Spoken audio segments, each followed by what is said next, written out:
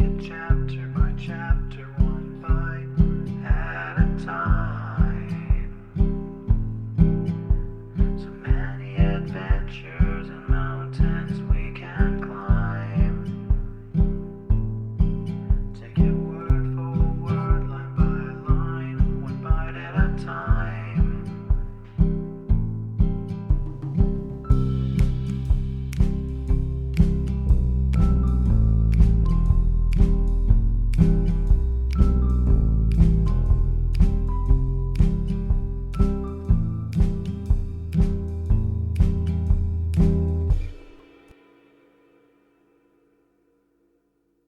Welcome to Bite at a Time Books, where we read you your favorite classics one bite at a time. My name is Bree Carlile, and I love to read, and wanted to share my passion with listeners like you. If you want to know what's coming next and vote on upcoming books, sign up for our newsletter at biteatatimebooks.com. You'll also find our new t-shirts in the shop, including podcast shirts and quote shirts from your favorite classic novels. Be sure to follow my show on your favorite podcast platform so you get all the new episodes. You can find most of our links in the show notes, but also our website, biteatatimebooks.com, includes all of the links for our show, including to our Patreon to support the show, and YouTube, where we have special behind the narration of the episodes. We're part of the Bite at a Time Books Productions Network. If you'd also like to hear what inspired your favorite classic authors to write their novels, and what was going on in the world at the time, check out the Bite at a Time Books Behind the Story podcast, wherever you listen to podcasts.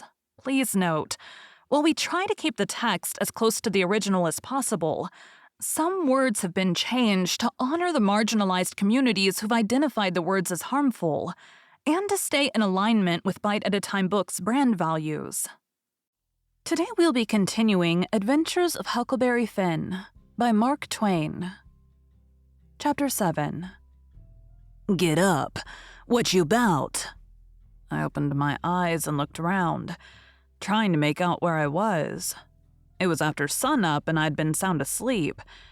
Pap was standing over me looking sour and sick too. He says, What you doing with this gun? I judged he didn't know nothing about what he had been doing, so I says, Somebody tried to get in, so I was laying for him. Why didn't you roust me out? Well, I tried to, but I couldn't. I couldn't budge you. Well, all right. Don't stand there palavering all day, but out with you and see if there's a fish on the lines for breakfast. I'll be along in a minute. He unlocked the door, and I cleared out up the riverbank. I noticed some pieces of limbs and such things floating down, and a sprinkling of bark, so I knowed the river had begun to rise. I reckoned I would have great times now if I was over at the town.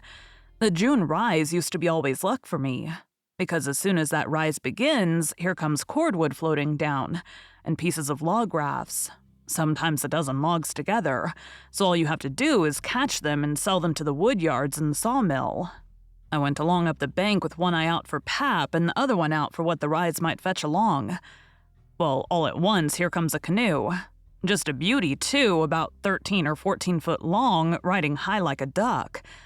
I shot head first off of the bank like a frog, closing all on and struck out for the canoe.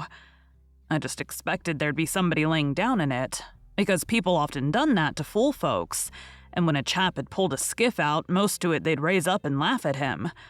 But it weren't so this time. It was a drift canoe, sure enough, and I clomb in and paddled her ashore. Thinks I the old man will be glad when he sees this. She's worth $10. But when I got to shore, Pap wasn't in sight yet. And as I was running her into a little creek like a gully, all hung over with vines and willows, I struck another idea. I judged I'd hide her good, and then instead of taking to the woods when I run off, I'd go down the river about 50 mile and camp in one place for good, and not have such a rough time tramping on foot. It was pretty close to the shanty, and I thought I heard the old man coming all the time, but I got her hid, and then I out and looked around a bunch of willows, and there was the old man down the path a piece just drawing a bead on a bird with his gun, so he hadn't seen anything. When he got along, I was hard at taking up a trot line. He abused me a little for being so slow, but I told him I fell in the river, and that was what made me so long. I knowed he would see I was wet, and then he'd be asking questions. We got 5 catfish off the lines and went home.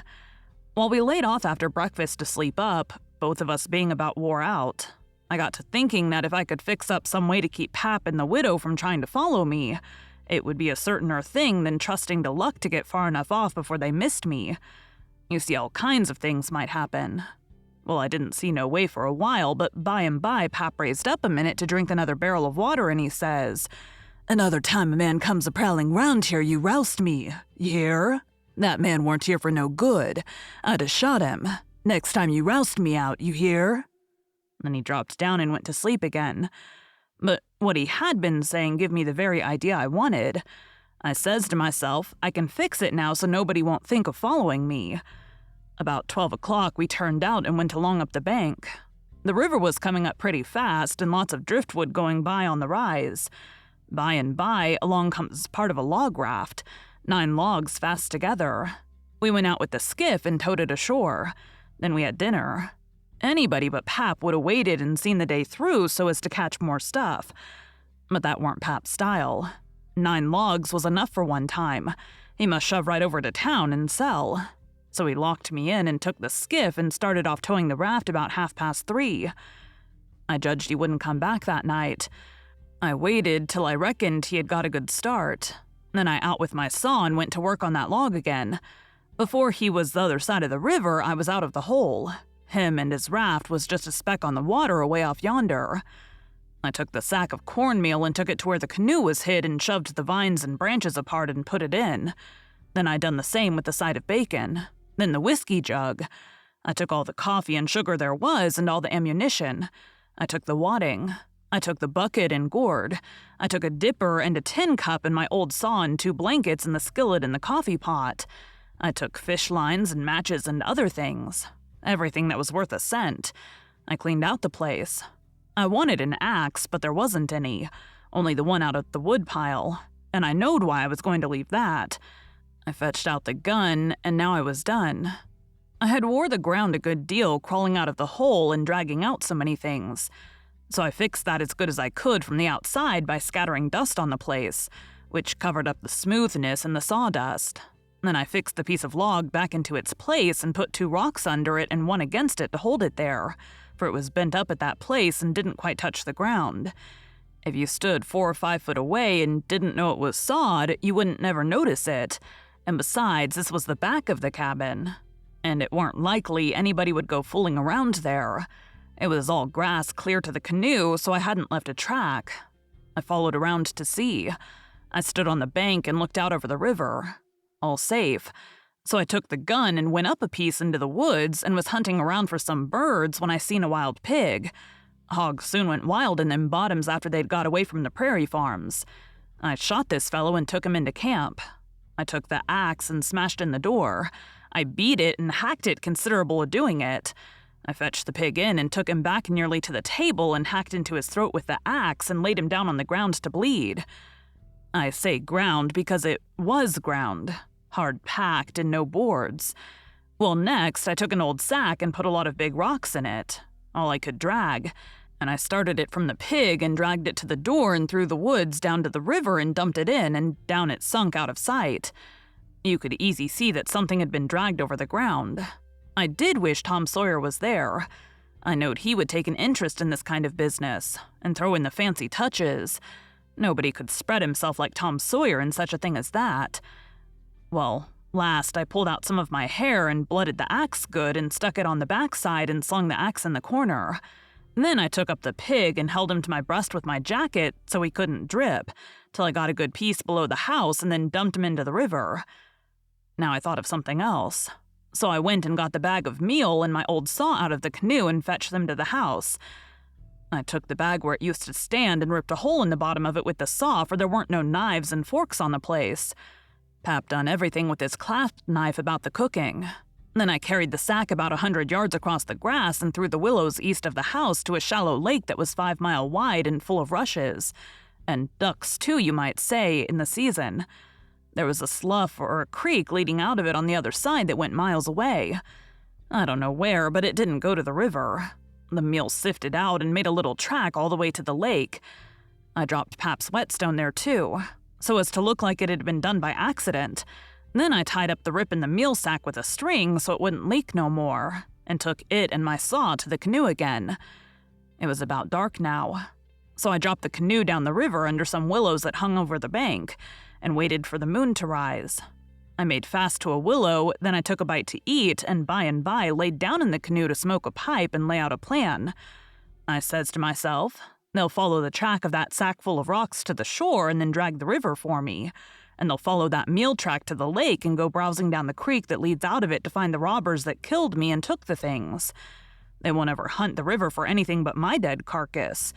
They'll soon get tired of that and won't bother no more about me. All right, I can stop anywhere I want to. Jackson's Island is good enough for me. I know that island pretty well, and nobody ever comes there, and then I can paddle over to town nights and slink around and pick up things I want. Jackson's Island's the place. I was pretty tired, and the first thing I knowed, I was asleep. When I woke up, I didn't know where I was for a minute. I sat up and looked around a little scared. Then I remembered. The river looked miles and miles across. The moon was so bright, I could have counted the drift logs that went slipping along, black and still, hundreds of yards out from shore. Everything was dead quiet, and it looked late and smelt late. You know what I mean. I don't know the words to put it in. I took a good gap and a stretch and was just going to unhitch and start when I heard a sound away over the water. I listened. Pretty soon I made it out. It was that dull kind of irregular sound that comes from oars working in rowlocks when it's a still night. I peeped out through the willow branches and there it was. A skiff away across the water. I couldn't tell how many was in it. It kept a-coming, and when it was abreast of me, I see there weren't but one man in it.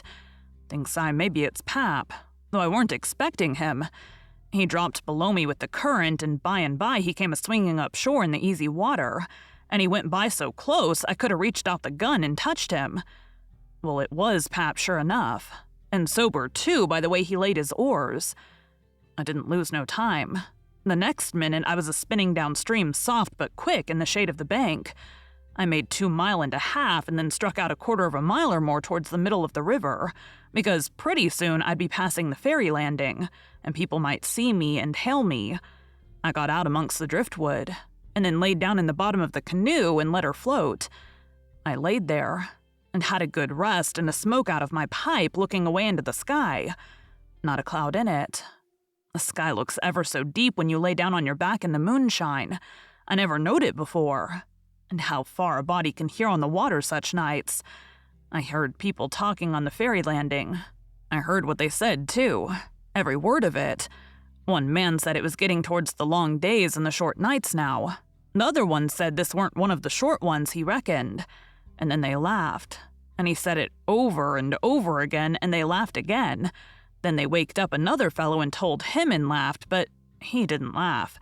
He ripped out something brisk and said let him alone. The first fellow said he load to tell it to his old woman. She would think it was pretty good. But he said that weren't nothing to some things he had said in his time. I heard one man say it was nearly 3 o'clock and he hoped daylight wouldn't wait more than about a week longer. After that, the talk got further and further away, and I couldn't make out the words anymore. But I could hear the mumble and now and then a laugh too, but it seemed a long ways off. I was away below the ferry now. I rose up, and there was Jackson's Island about 2.5 miles downstream, heavy timbered and standing out in the middle of the river, big and dark and solid, like a steamboat without any lights. There weren't any signs of the bar at the head. It was all underwater now. It didn't take me long to get there. I shot past the head at a ripping rate. The current was so swift, and then I got into the dead water and landed on the side towards the Illinois shore. I run the canoe into a deep dent in the bank that I knowed about. I had to part the willow branches to get in, and when I made fast, nobody could have seen the canoe from the outside. I went up and sat down on a log at the head of the island and looked out on the big river and the black driftwood and away over to the town 3 miles away, where there was 3 or 4 lights twinkling. A monstrous big lumber raft was about 1 mile upstream, coming along down, with a lantern in the middle of it. I watched it come creeping down, and when it was most abreast of where I stood, I heard a man say, "Stern oars there! Heave her head to starboard!" I heard that just as plain as if the man was by my side. There was a little gray in the sky now, so I stepped into the woods and laid down for a nap before breakfast. Thank you for joining Bite at a Time Books today, while we read a bite of one of your favorite classics. Again, my name is Bree Carlile, and I hope you come back tomorrow for the next bite of Adventures of Huckleberry Finn. Don't forget to sign up for our newsletter at biteatatimebooks.com and check out the shop. You can check out the show notes or our website, biteatatimebooks.com, for the rest of the links for our show. We'd love to hear from you on social media as well.